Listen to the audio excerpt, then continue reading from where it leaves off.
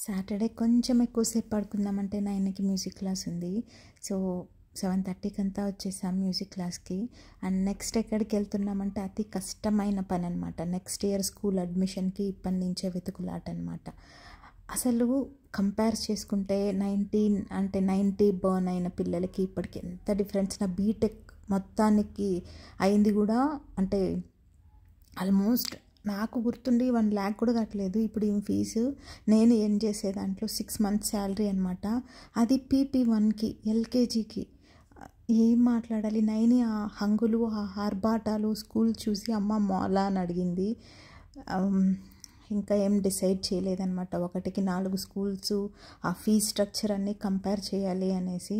So ఎక్కడికి వెళ్ళి నాకు ఇష్టమైన ఏరియా ఉంటుందన్నమాట, ఒక ప్లే ఏరియా, అంటే కిడ్స్ని అట్రాక్ట్ చేయడానికి పెడతారేమో. సో అక్కడికి కొద్దిసేపు ఆడి తీసుకొచ్చాం.